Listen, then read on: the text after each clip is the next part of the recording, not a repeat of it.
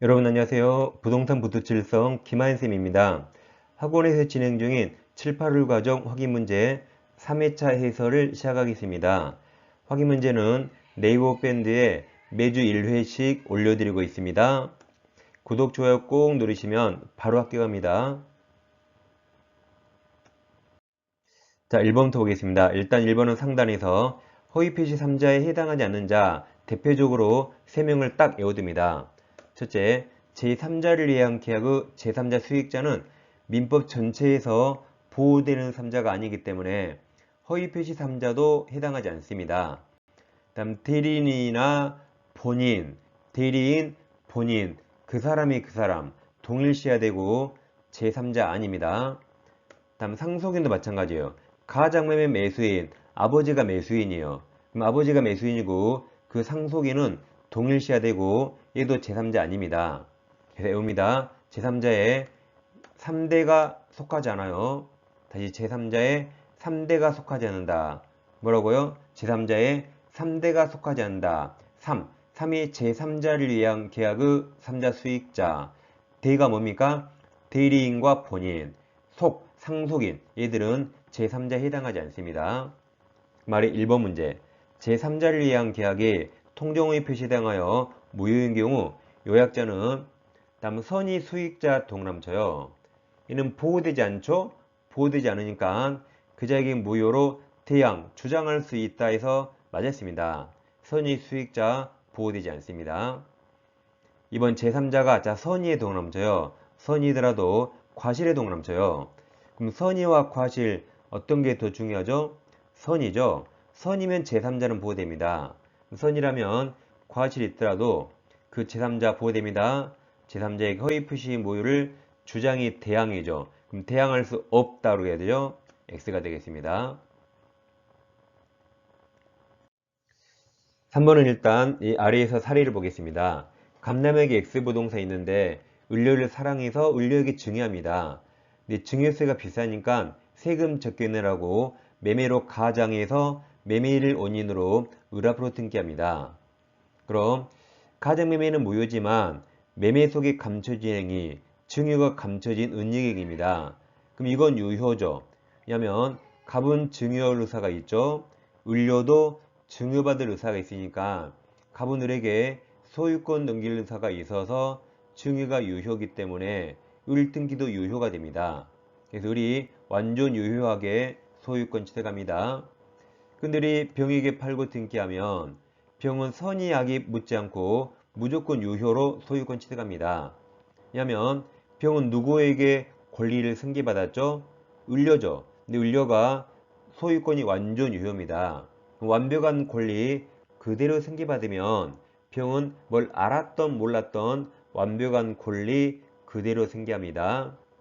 헛갈리니까 을료 등기가 유효죠? 수학으로 100입니다. 그럼 100일 승계받으면 뭘 알았던 몰랐던 무조건 100 그대로 소유권 취득합니다. 간단하죠? 앞사람이 유효 100이면 뒷사람은 무조건 100, 100은 100 하면 끝납니다. 그 위에 3번 문제는 자 밑에 사례 보지 말고 그냥 풀어볼게요. 우리 시험장에서 갑을병 이르기 그릴 시간 없습니다. 그럼 3번 갑이 을에게 자신의 X토지를 증여동남쳐요. 씁니다. 유효. 증여하기로 하면서 세금 문제를 염려하여 매매에 동남쳐요. 씁니다. 무효. 매매한 것으로 허위 계약서를 만들어 이전 등기 그랬나요? 그럼 등기에 동남쳐요. 이 등기 유효입니까? 무효입니까? 유효죠. 왜 유효죠? 증여가 유효니까 유효입니다. 등기를 경로해 준 경우 갑은 그럼 을 써요. 100 유효. 을로부터 X토지를 취득한 아기병 동남쳐요. 그럼 0입니까? 100입니까? 100이죠. 앞에 을이 100이니까 병은 무조건 100. 그럼 병이 유효라. 병에게 등기 말소 청구할 수 없다죠. X가 됩니다. 그 다음 이하 비교할 게 이제 오리지널 허위 표시입니다. 갑에게 X가 있는데 A가 갑의 채권자입니다. 근데 갑은 A 돈 떼어먹어 야겠어요. 근데 채무자 갑이 돈 안 갚으면 채권자 A가 이 채무자 X 부동산을 강제 집행할지 모릅니다. 그래서 강제입행을 면하기 위해서 친구 을과 짜고 가장으로 매매해서 을 앞으로 등기를 넘깁니다. 그럼 여기는 갑과 을은 매매할 의사가 없습니다. 그리고 소유권 넘길 의사가 없죠. 그래서 가장 매매가 무효가 되고 원인이 무효면 결과도 무효가 됩니다. 자, 그럼 갑과 을은 매매가 무효인데 을 앞으로 이전 등기 이행했죠. 무효인데 이행했으니까 다시 돌려달라고 부당이득 반환 청구할 수 있습니까? 여기서 반환 청구란 등기 말소하란 말이죠. 할 수 있습니까? 없습니까? 그럼 할 수 있는가 없는가 판단 기준이 뭘까요? 그렇죠. 이게 103조 무효인가? 103조 무효라면 반환 청구할 수 없지만 103조 무효가 아니라면 반환 청구할 수 있습니다. 그럼 이 사건은 103조 무효입니까? 아닙니까? 그래서 우리가 반사회적 범인행위 무효 아닌 걸 강강의 신조어였습니다. 여기 강지입행 나왔죠? 가장매매가 허위표시 강강허 허위 나왔잖아요. 그러니까 이것은 108조 무효이지만 103조 무효 아니니까 반환 청구나 등기 말소 청구할 수 있습니다. 근데 일단 을 앞으로 등기가 있으니까 을이 갑을 배신하고 병에게 팔고 등기하면 원래 앞사람 무효면 병도 무효가 돼야 되는데 무효 사유가 허위표시죠. 그럼 108조 2항에서 선의 3자 보호가 있으니까 병이 선인가 악인가 나눠봐야 됩니다. 그럼 병은 보통 매매할 때 태어나서 을을 처음 받겠죠. 앞사실 모를 거라 선이라고 추정되기 때문에 이때는 A까지 포함해서 A 값을 어떤 누구도 무효로 대항할 수 없기 때문에 선의병이 유효하게 소유권 취득합니다. 근데 병이 앞사실 알았대요. 그럼 악의 3자 보호 규정 없으니까 무효가 됩니다. 그러니까 등기는 앞사람 을 무효죠. 을을 무효면 수학으로 0이에요.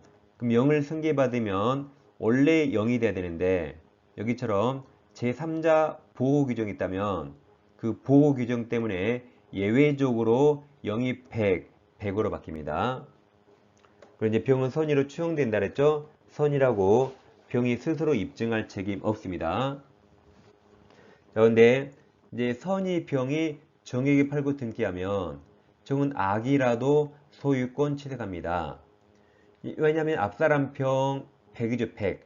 그럼 100을 승계받으면 뒷사람은 무조건 100 그랬죠? 악이라도 100입니다. 근데 반면 병이 악이라 무효예요. 병이 악이라 무효입니다. 근데 악이 병이 정에게 팔고 등기하면 그럼 정은 허위표시 3자입니까? 아닙니까?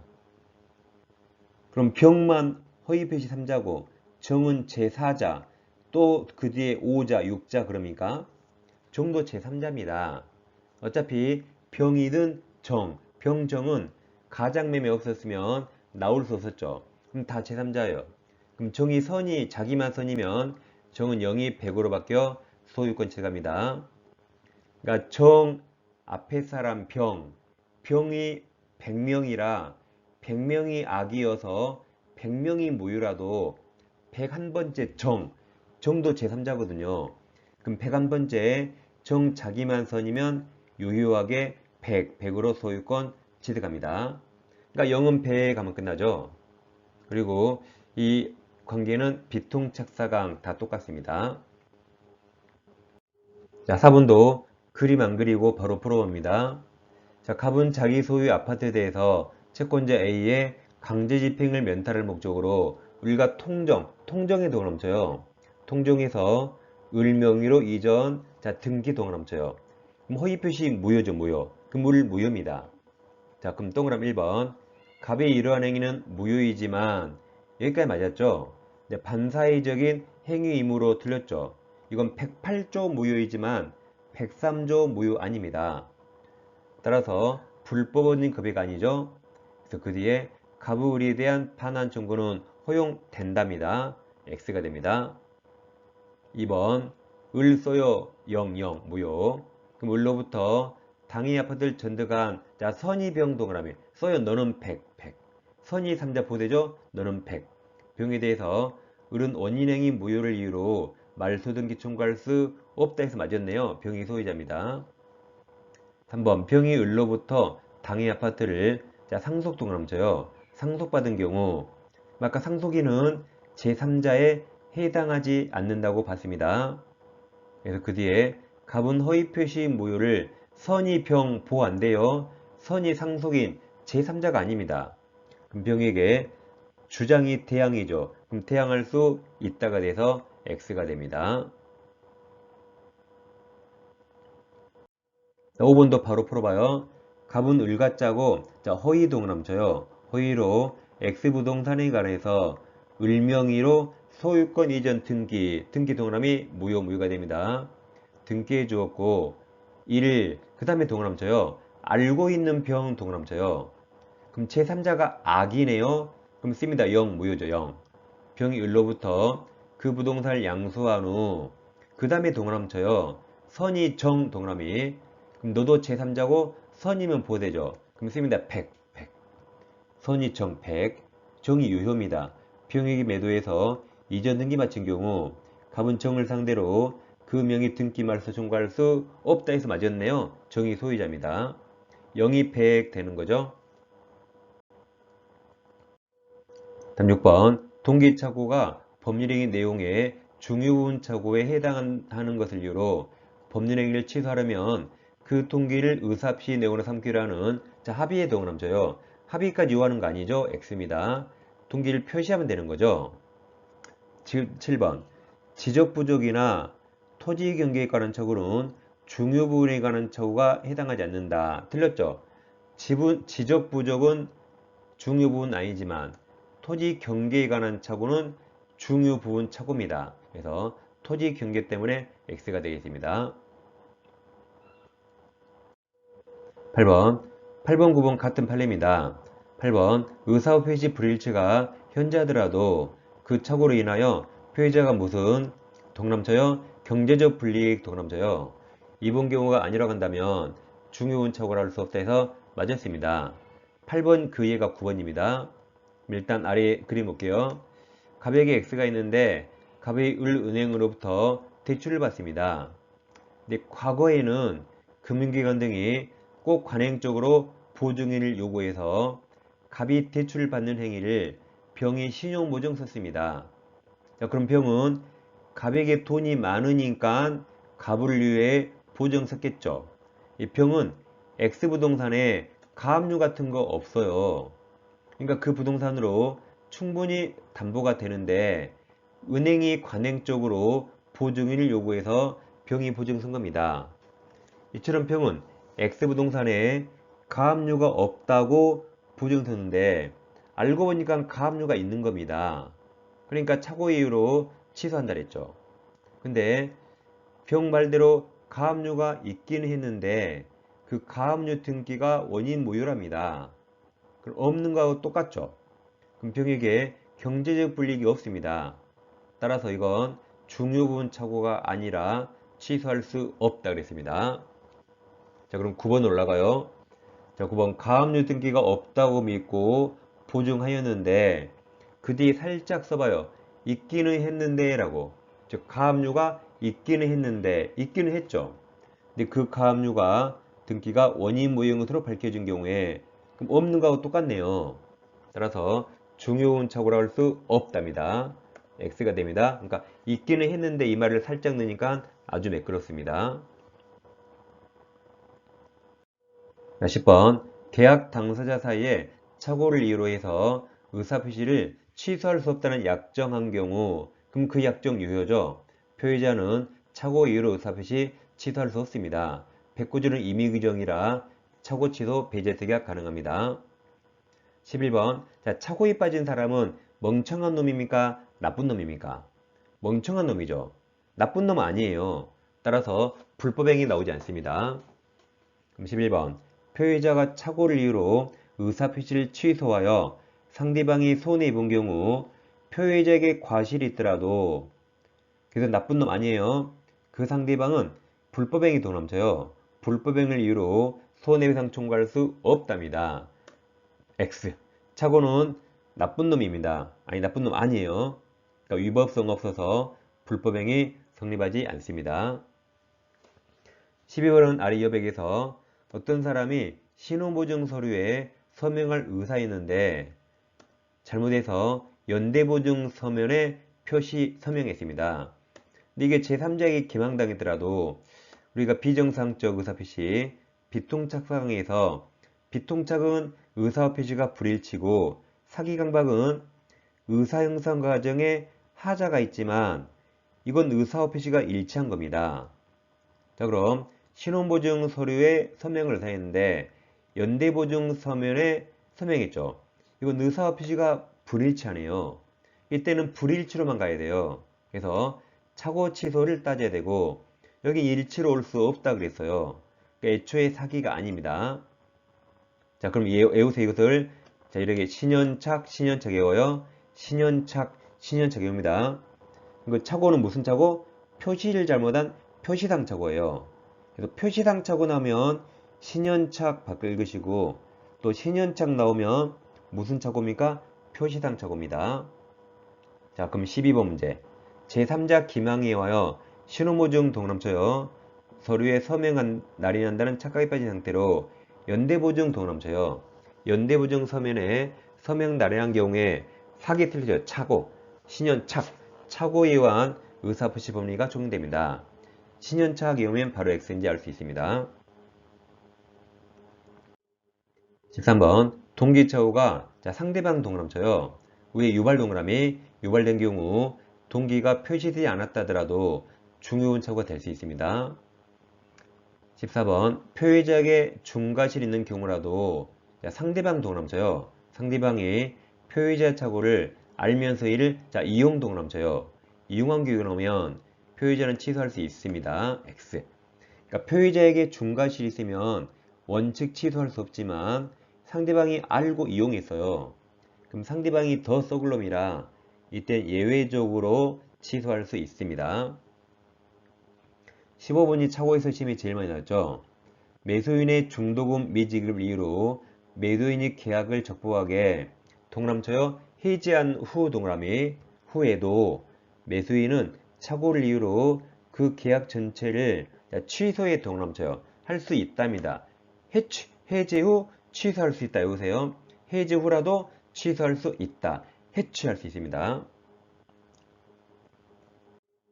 16번 토지 전부가 약 1400평, 1400평을 경작할 수 있는 농지인 줄 알고 매수하였으나 측량결과 절반가량이 약 700평, 700평가량 면적이 하천입니다. 거의 절반을 농사 못 짓죠. 경제적 불이익이 심합니다. 그래서 그 뒤에 특별한 사정이 없는 한 이건 중요운착오라고 볼 수 있습니다. 5가 됩니다.